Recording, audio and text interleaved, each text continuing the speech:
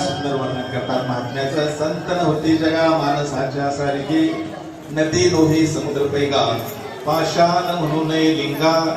संत नव्हती जगा माणसाच्या सारखे. जरी तगडं वाटलं असलं आपल्याला, तरी सामान्य माणसं वाटत असले तरी सामान्य माणसाचा महिमा, संताचा महिमा फार वेगळा असतो महाराज.